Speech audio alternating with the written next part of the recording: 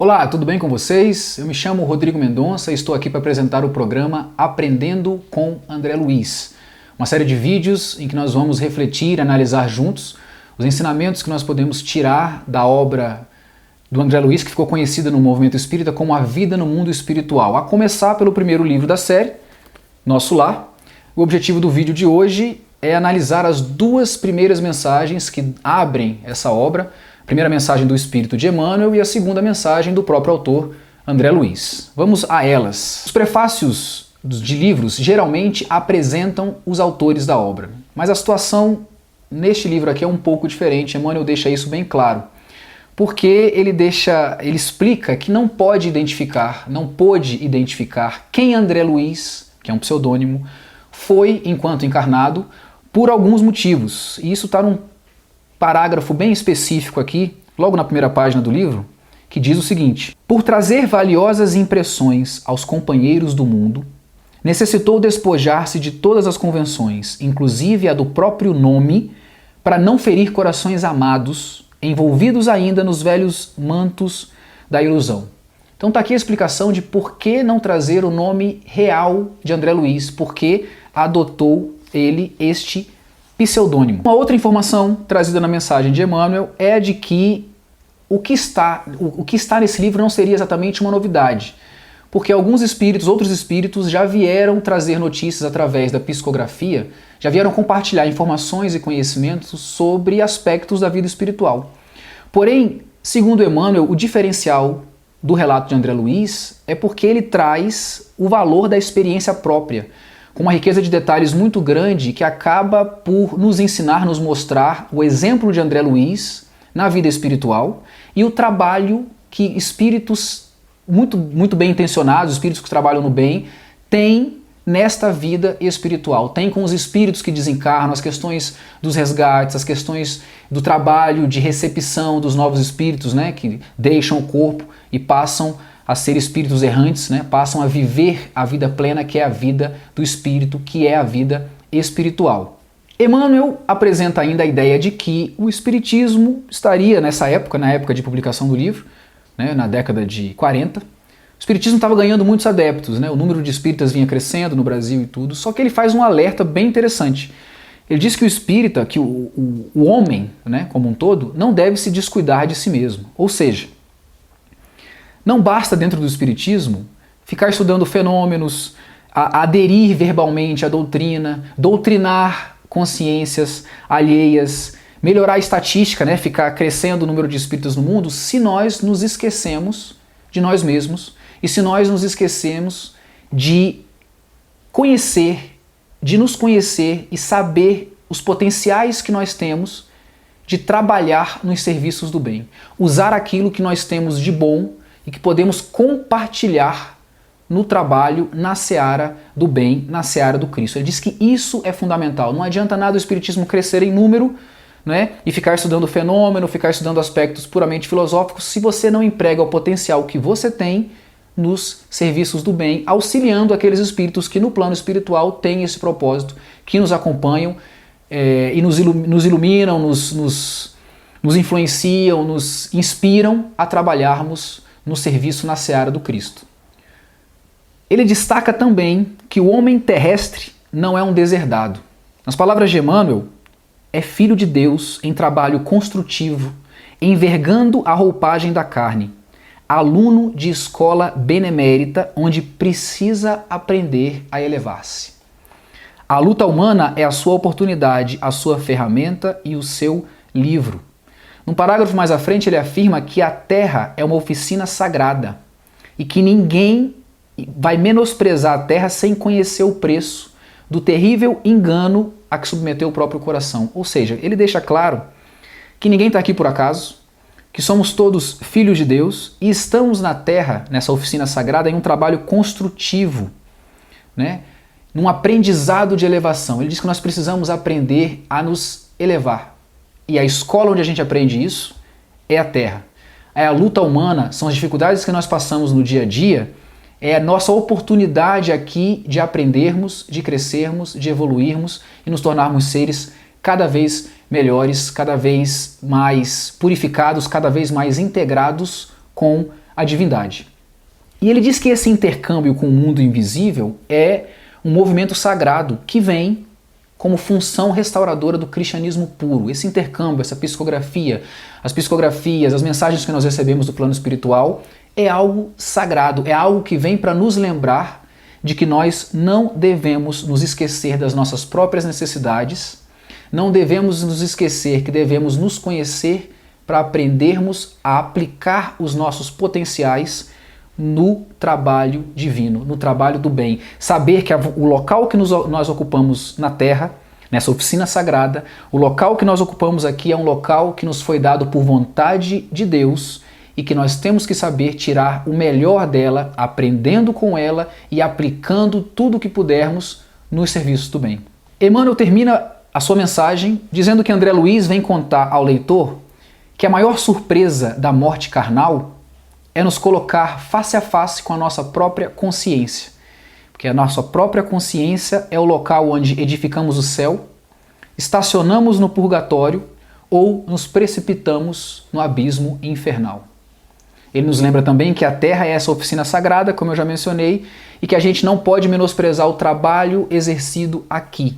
Se a gente menosprezar as oportunidades que nós temos de aprendizado e crescimento na Terra, nós vamos depois perceber que nós nos enganamos muito ao darmos uma importância secundária à nossa experiência terrena, né? Nos apegando demais às experiências da carne, sem pensar na possibilidade que nós temos de crescer, de evoluir espiritualmente nos trabalhos que nós temos aqui, nas oportunidades que nós temos aqui enquanto espíritos encarnados. Ele termina a sua mensagem dizendo para a gente guardar no fundo da alma a experiência, os ensinamentos que esse livro traz, e que nós saibamos dar o devido valor à experiência humana, aproveitar essa experiência na carne de forma digna. E nos diz que os passos do cristão, em qualquer escola religiosa que esteja, isso é interessante, né? Que ele parece não estar falando apenas a espíritas. Ele está falando a cristãos. Em qualquer escola religiosa que o cristão esteja, seus passos devem dirigir-se verdadeiramente ao Cristo, ao nosso guia, ao nosso modelo. Ser como ele deve ser o nosso objetivo. E diz também que em nosso campo doutrinário, agora sim falando do Espiritismo, nós precisamos, em verdade, de 3 coisas. Do Espiritismo, dessa codificação que Kardec nos trouxe, né, de toda essa filosofia, essa ciência, essa moral espírita. Precisamos também do espiritualismo, essa crença na existência da alma, a crença de que existe algo a mais do que o corpo, algo a mais do que matéria, de que a alma sobrevive ao corpo. E por último, e muito mais importante, que nós precisamos é de espiritualidade. Nós precisamos de conexão com o divino. É que não só a crença, não só o conhecimento filosófico, não só o estudo de fenômenos, mas que a crença, que esses estudos nos façam seres mais integrados com o divino, mais integrados com Deus, que nós possamos vibrar de uma maneira muito mais elevada para podermos assim funcionar como instrumentos de Deus para o nosso próprio crescimento e para o crescimento do próximo. É assim que termina a mensagem. Ele assina Emmanuel, uma mensagem recebida em Pedro Leopoldo em 3 de outubro de 1943. A segunda mensagem é do próprio André Luiz. De uma forma bem resumida, o que ele quer dizer, e a primeira frase da mensagem é o seguinte: a vida não cessa. A sua mensagem, na nossa opinião, tem um cunho bastante poético, uma mensagem muito bonita, que quer dizer o seguinte, que a vida ela não para com a morte. Que a parte mais fácil do processo de morte é o fechar dos olhos. Cerrar os olhos carnais constitui operação demasiadamente simples. Ele continua e diz o seguinte: permutar a roupagem física não decide o problema fundamental da iluminação. Como a troca de vestidos, nada tem que ver com as soluções profundas do destino do ser. Ele tenta acabar com a nossa crença de que a morte acabaria com os nossos problemas, poria fim à questão da iluminação e que a partir da morte a situação da sua alma vai ser decidida de forma definitiva. Ele diz que muito pelo contrário. Ele diz que o caminho que nós temos na vida é muito longo Tem até uma sequência de frases aqui dele que é fantástica. Ele diz o seguinte: um corpo é uma veste, um século, um dia, um serviço, uma experiência, um triunfo, uma aquisição, uma morte, um sopro renovador. E aí ele questiona: quantas existências, quantos corpos, quantos séculos, quantos serviços, quantos triunfos, quantas mortes necessitamos ainda? Ele quer deixar claro para a gente que a nossa jornada é muito, muito longa e muito laboriosa. O que ele vem explicar é que a vida não acaba, que nós somos espíritos eternos e que cada corpo que nós vestimos, né, cada experiência que nós temos, cada vida corpórea que nós temos é uma oportunidade de aprendizado e nos questiona quantos corpos, quantas existências, quantas vidas corpóreas neste mundo ou em outro você vai precisar ter para aprender, né, para evoluir, para caminhar para frente em busca da perfeição a que podemos almejar. Ele faz esse alerta de que, olha, a morte não resolve nada. A morte é apenas o fim de uma etapa e o início de outra, de uma caminhada muito longa e muito trabalhosa. Então, preste atenção nas suas oportunidades de vida, preste atenção naquilo que você pode fazer para sair desta vida do corpo melhor do que entrou. E ele vem falando, a sua obra é sobre a vida no mundo espiritual. E se a vida do corpo não é a única, se a morte não acaba com a vida, que a verdadeira vida é a vida espiritual, é importante a gente deixar claro que a forma como vivemos aqui hoje, encarnados, atualmente neste planeta, no planeta Terra, vai ditar a forma como vamos ser recebidos e como vamos viver a vida espiritual. E é isso que ele vem relatar.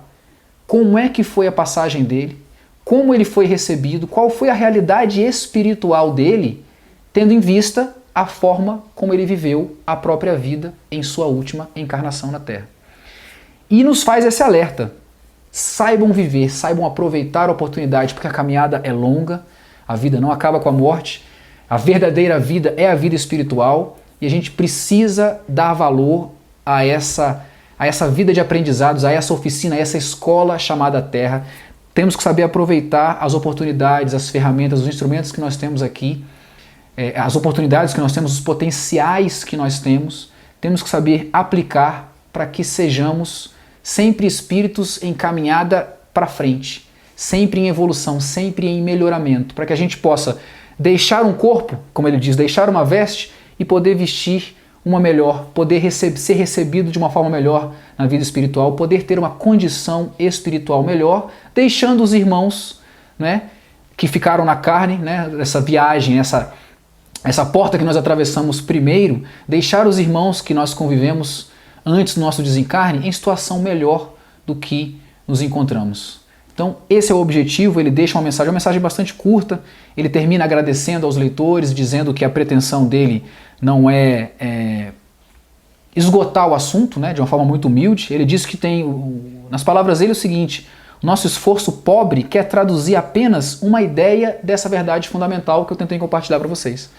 De que a vida é longa, de que o trabalho de que é muito trabalho, é uma jornada muito laboriosa e de que a gente precisa atentar para essas oportunidades. E aí ele vai iniciar o relato de vida dele, né, o relato, na verdade, o relato de morte, e depois explicar rapidamente como ele viveu sua vida e quais foram as consequências da sua vida na vida espiritual.